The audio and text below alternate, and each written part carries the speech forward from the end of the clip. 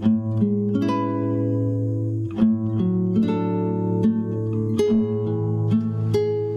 now,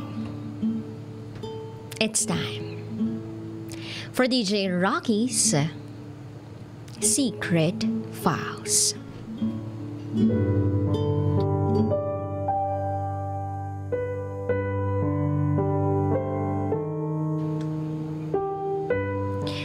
Natupad ko ang pangarap namin ni tatay nang wala siya.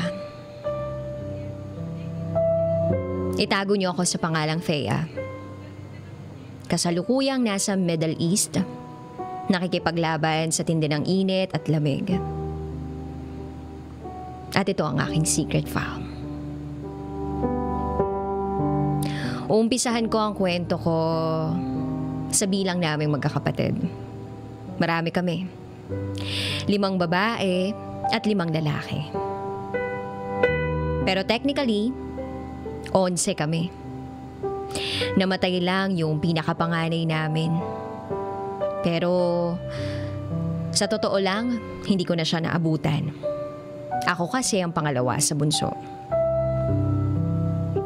Masaya naman kami magkakapatid. Kahit na marami kami. Maingay, magulo. Parang laging may World War III. Hindi ko nga alam kung paano kami nagkakasundo eh. Minsan may mga magkakakampi. At minsan naman may mga magkakaaway. Ganun naman siguro talaga ang pamilya. May away, tampo, at galit. Na nauuwi minsan sa suntukan. Pero at the end of the day, pamilya pa rin kami. Kahit anong mangyari. Ang estado ng buhay namin, mahirap. Kami yung tipong tinahilang ng nanay ko yung mga sirang mga damit. Nilalagyan niya lang ng design para may magamit kaming pangsayaw sa eskwelahan.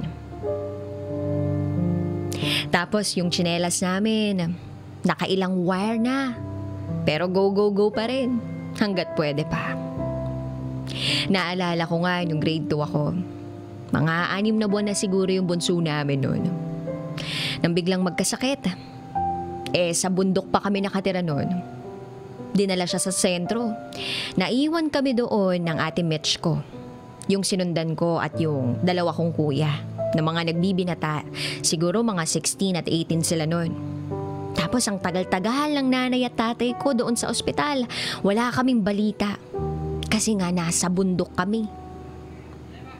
At buti na lang, nandun pa yung mga natitira kong kapatid. Tinaguyod kami. Gumawa sila ng mga handicrafts made of bamboo. Nagsaka, nagkaingin, namasukan sa mga nagpapaloging sa amin. Kasi hindi pa ganun ka-stricto noon. And that was year 1994.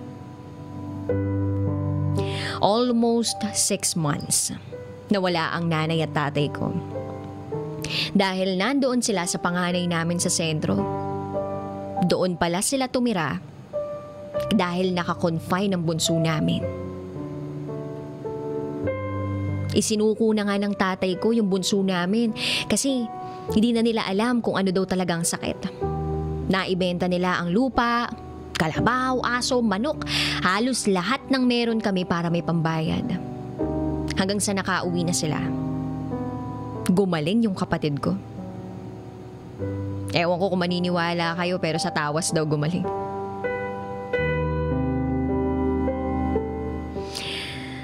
And then, dahil mag 7 years old na ako that time, namulat na ako sa katotohanan.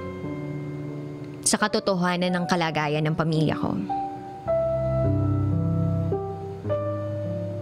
Para bang namatay yung pangarap ko? Dahil lulong pala sa alak at sugal ang nanay ko. Ganon din ang tatay ko. Sa tuwing mag-aaway sila, umiiyak kami ng ate ko.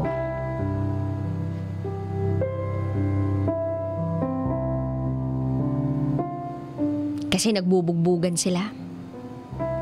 Nagmumurahan sila.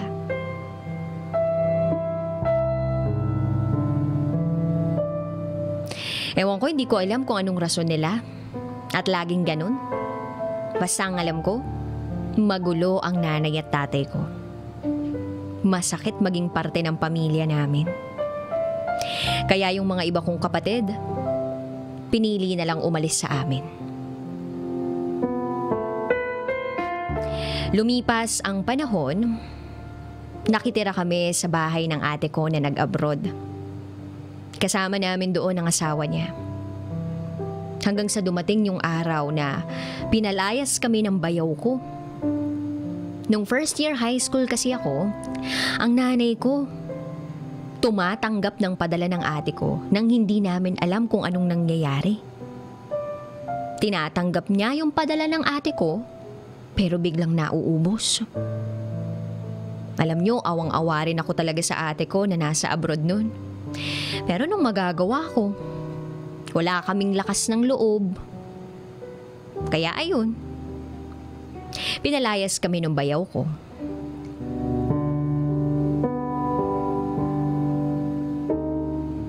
Hanggang sa dumating na yung ate ko nun.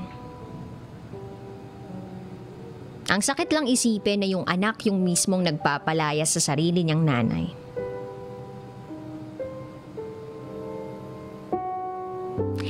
Kaya ayun, yung nanay ko, tumira sa kubo namin. Bumalik doon.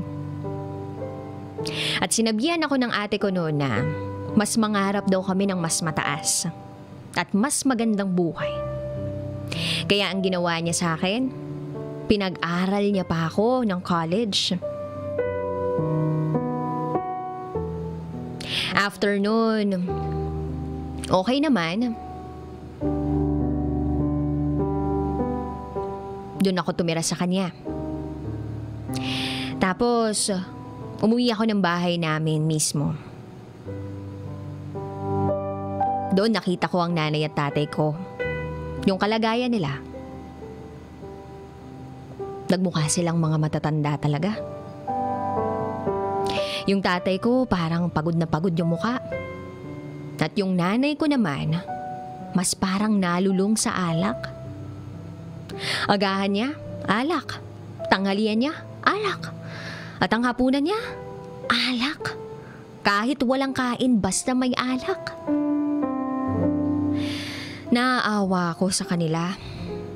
Ang sabi ko nga, baka kulang lang sila sa aruga. Kaya nangarap uli ako. Pero malupit ang tadhana. Nagka-boyfriend ako that time. I was 19. Tapos ang gusto ng mga magulang ko, magpakasal na ako. Pero ayaw ko. Kaya ang nangyari, pinalayas ako sa amin. Sabi ko, paano na yung mga pangarap ko kung mag-aasawa na ako? Hindi pa ako handa, nay, tay. Ayaw ko. Pero hindi sila nakinig. At habang bitbit ko yung bag ko palayo sa bahay namin, tinatalakan ako ng nanay ko na lasing. Sumusunod siya sa akin habang lahat ng kapitbahay nandoon sa kalsada. At ayun, para ba akong bidang-bida sa pagkakataong yun? Ang sakit, ang bigat, pero kailangan kong manindigan at tumayo. Lumuwas ako ng Maynila sa tulong ng mga kaibigan kong nasa Maynila rin.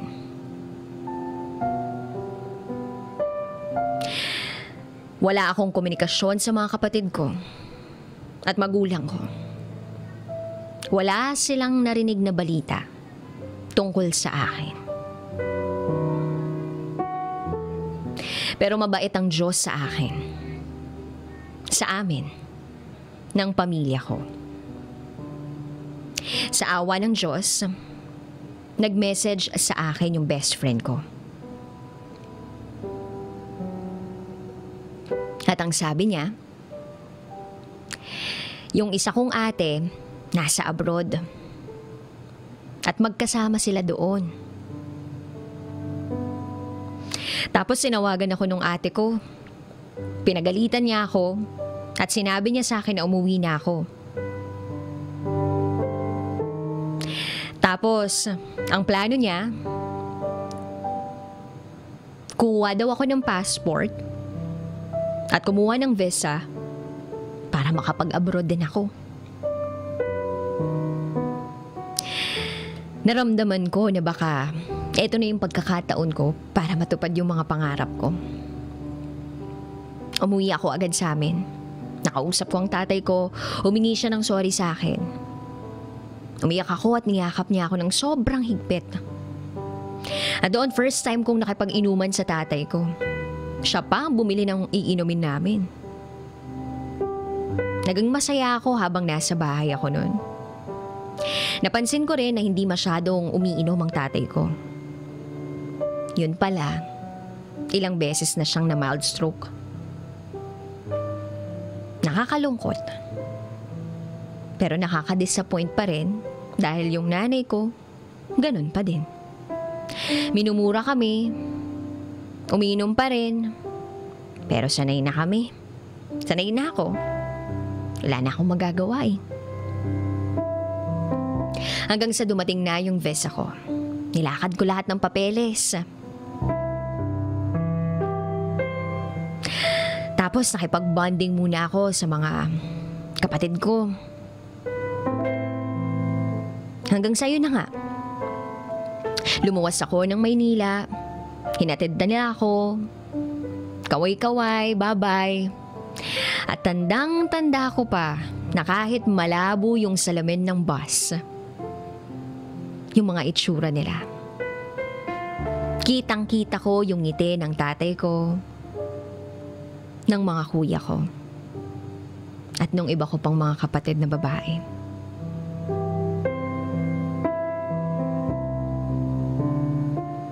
Hanggang sa isang araw, tumawag yung isa kong kapatid. Nadisgrasya daw sa motor yung isa kong kuya. Hindi ako masyadong nagamba pero nagdasal ako na sana okay siya. Hanggang sa nakareceive ako ng tawag na naman. Kinabukasan. At ang sabi ay, wala na daw ang kuya ko. Hindi ako nakaimik kasi hindi ko akalain na malala pala ang pagkakadisgrasya ng kuya ko. Hindi ko alam kung maniniwala ba ako o hindi. Pero ang alam ko lang, uuwi ako. Ora mismo. Ayaw akong payagan ng agency kasi pa-flight na daw ako. Pero wala silang magagawa, tumakas ako at pumunta ng Sampaloc Bus Terminal via Isabela. Pero wala nang sasakyan. Naalala ko madaling araw na pala. Kinaumagahan ang pinaka-first trip, sakay ako agad hanggang sa makarating ako. Iyak lang ako ng iyak. Kahit ang biyahe namin almost 10 hours. Wala akong ibang ginawa kundi umiyak. Pagdating ko sa burol ng kuya ko, hindi ko kayang tingnan siya. Yung anak niyang 3 years old ang sumalubong sa akin. Wala pa yung hipag ko noon, nasa Lebanon. Hindi siya makakauwi. Napakandong ang pamangkin ko sa akin at sabi niya, "Tita, tingnan mo yung si Papa, oh, ang ganda ng higaan. Dami pa niyang ilaw." Bumuhos ang luha ko. Tapos, nakakatawa pa doon. Pinunasan naman ng bata yung mga luha ko. Kinarga ko siya at pumasok kami sa loob. At yun, wala na nga ang kuya ko. Kita mo sa mukha niya yung paghihirap bago siya nawala. Tumilapon daw yung motor niya at sa lakas ng impact na bali yung leeg niya. At naalog ang utak niya.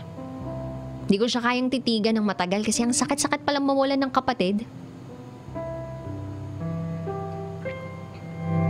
Fast forward.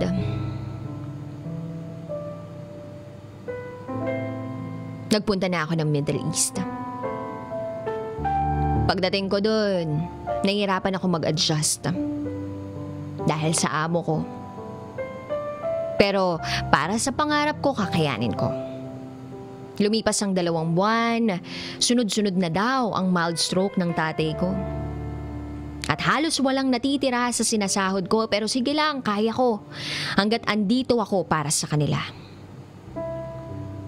At nabalitaan ko lalong nalulong ang nanay ko dahil may stable amount na silang allowance mula sa akin. Ako na lang kasi ang walang asawa sa amin. Kaya feeling ko, Obligasyon ko yun. Maraming sumbong ang tatay ko pero lagi kong sinasabi na sana maging maayos na sila at huwag nang mang-away pa.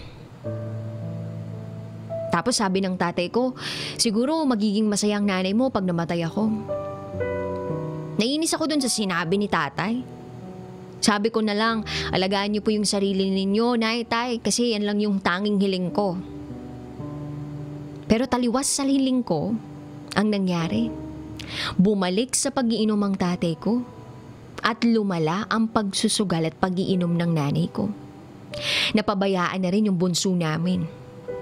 Siguro nga masama ako kasi sa isang gabi, napuno ako ng lungkot at homesick, nagdasal ako.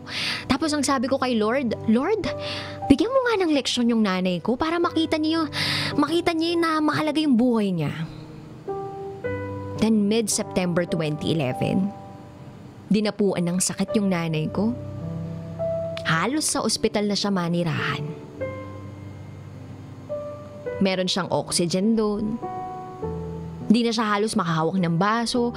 Sa tuwing kausap ko ang tatay ko, umiyak siya. Tapos sabi niya, hinang-hina na daw yung nanay ko.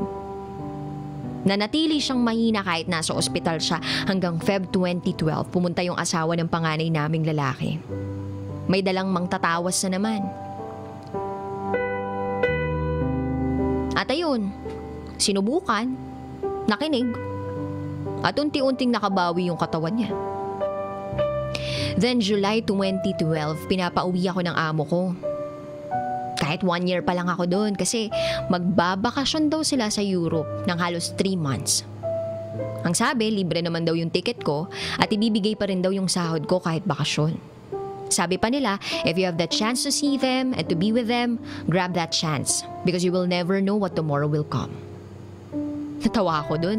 Kaya sabi ko, okay, I will go home for 1 month. July 5 hanggang August 5. Grabe, sobrang excited na ako makita yung mga magulang ko at mga kapatid ko. Pagdating ko, masayang masaya kami, nagsalo-salo kami, at walang araw na hindi ako nakangiti kasi sa wakas, unti-unti nang natutupad ang mga pangarap ko, ang mga pangarap namin. Napakabilis ng 1 buwan, parang 1 week lang. August 4 na nagkaroon kami uli ng salo-salo sa bahay. Masaya, nagiinuman, walwalan, unlimited sayawan. Nandun kami magkakapatid, tapos yung tatay ko, isinayaw niya yung nanay ko. Palitan kami ng love song, kantahan. Para kunwari, kasal ng nanay at tatay ko dahil nagsasayaw sila. Sobrang saya nilang dalawa. Kumuha pa ng plato yung isa kong ate. Tapos isa-isa daw kami maglagay ng pera para daw kunwari bagong kasal. Walang pagsidlan yung mga ngiti naming lahat. At natapos yung gabing yun na parang patay na ako sa tulog sa sobrang lasing. Ang saya pa rin sa isip ko habang nakangiti ako nakapikit. Alam ko, umaga na. Tagus na yung liwanag sa kwarto ko. Pero gusto ko pang pumikit. Kasi, ilang oras na lang, flight ko na. Luluwas na ako maya-maya, sabi ko sa isip ko. Pero biglang nawala yun nang marinig ko yung sigaw ng bayaw ko. Tapos, naririnig ko na nagsisigawan yung mga tao sa paligid ko. At ang sabi nila, si Uncle buhatin ninyo! Ipaupo ninyo!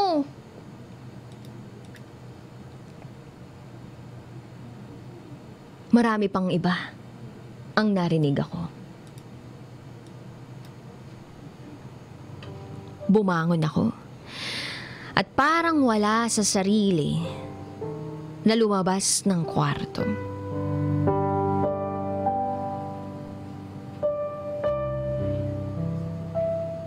Lumabas ako ng bahay at nakita ko ang tatay ko buhat ng pinsan ko at bayo ko habang nakulupaypay ang ulo at malakas na hilik ang naririnig ko. Namutla ako. Hindi ako nakapagsalita agad pero ang napansin ko ay basa ang shorts ng tatay ko. Nakaihi siya. Ayoko mang aminin pero napaupo ako, nanlumo ako at gusto kong umiyak pero Nilingon ko yung nanay ko. Palabas ng bahay, hindi pa masyadong magaling yung nanay ko noon, mahina pa siya. Kaya agad ko siyang ibinalik sa loob ng bahay. At ang sabi ko, Nay, dito ka muna, kami nang bahala sa kanya. Makakasama sa iyo yung masres, okay lang. Dito ka muna. Niyakap ko siya, pero sa isip at puso ko, durog na ako noon. Itinakbo ng kuya at ate ko yung tatay ko sa ospital. Sabi ko susunod ako kasi aantayin ko lang yung auntie ko para may kasama yung nanay. Lumipas ng 15 minutes, tumawag ang number ng ate ko. Sinagot ko agad pero puros hiyaw at hagulgul na lang yung narinig ko. Hindi ko na napigilan. Tumakbo ako papalayo sa bahay at doon ako iyak ng iyak sa sobrang sakit. Bakit? Bakit ngayon pa? Sabi ko, ang daya mo naman, Lord, bakit ang bilis naman? Hindi ko alam pero parang mas patay na ang pakiramdam ko sa sobrang sakit. Una yung kuya ko, tapos ngayon yung tatay ko. Sa araw mismo, bago yung flight ko. May sumpa ka na ba sa akin, sa amin? Lumapit yung auntie kong pastora at sabi niya, Anak, sinusubok ka lang kasi matatag ka, di ba? Sabi ko, Auntie, oo matatag ako pero sobra naman ata to. Paano ng nanay ko, yung mga kapatid ko? Lahat siguro halos ng words of wisdom sinabi na ng auntie ko. At siguro dahil doon, masasabi kong kahit papano gumaan yung pakiramdam ko. Pumunta kami sa punerarya. Ako namili ng higaan ng tatay ko. Light blue na may white. Yung touch nung kabaong. Napakasimple pero feeling ko magugustuhan niya. Pagkabili ko ng kabaong, pumunta ako ng city. Kasama ko yung pinsan ko para kunin yung padala ng ate ko. Pagbalik ko sa funeral, nandun yung tatay ko. Ayaw akong papasukin nung embalsamador kasi bawal daw. Pero hindi ako nagpapigil, nagpumiglas ako. Kahit hawak na ako nung dalawa kong kuya at ate, tumakbo ako, hinawi ko yung kumot na nakatakip sa kanya. Paghawi ko, andun yung tatay ko. Payapa yung mukha. Parang nakangiti pa nga. Inawakan ko yung mukha niya at sabi ko, akala ko ba mahal mo ko, tay? Akala ko ba ikaw yung gagawa sa pangarap kong bahay? Di ba ang sabi mo, hihintayin mong makaipon ako para magkaroon na rin ako ng bahay tulad ng mga ate at kuya ko? Pero bakit mo ako iniwan? Nagsisimula pa lang ako sa pangarap, tay, pero bumitaw ka na agad. Niyakap ko siya ng buong buo. Nang maigpit. Hindi ko alam kung gaano ako katagal sa ganong posisyon. Basta, ang maalala ko lang inaatak na ako ng mga tauhan sa morgue. At walang kasing sakit. At walang katulad ng hapdi sa puso nang mawalan ng ama. Hindi ko alam kung paano mag-move on. Kasi hanggang ngayon umiiyak ako at nasasaktan ako sa tuwing maalala ko sila. Yung mga pangarap naming lahat, andun eh. Pero ang nakakalungkot, hindi sila nakasama sa paglalakbay at pagtupad ng mga pangarap namin. Kaya sana, andito pa kayo para makita ninyo na hindi pa rin ako nagbabago. Pasaway, palatawa, at makulit na anak at kapatid. At kahit ang daming sakit na pinagdaanan ko sa pamilyang to, kayo pa rin ang uuwian ko. Dahil mahal na mahal ko kayo.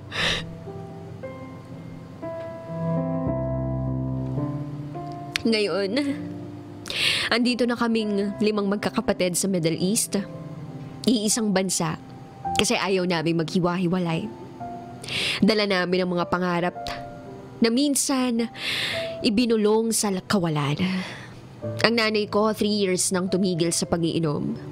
Pero ngayon back to normal.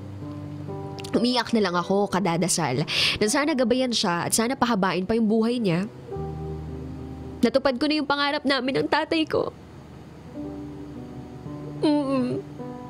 Natupad ko na yung pangarap namin ng tatay ko. Na bahay ko na. Bahay ko. Yung merong second floor at veranda. At kung nakikinig ngayon yung tatay ko, ito yung gusto kong sabihin sa kanya. Tay, di ba ito yung pangarap nating dalawa? Dito tayo magsashot sa balcony ng merong malamig na alak. Pero wala ka na. At sa panaginip na lang kitang makakasama. Kayo ni Kuya. At kung nasan man kayo ngayon, sana gabayan niyo si Nanay. Sana tulungan niyong magbago siya. Muli,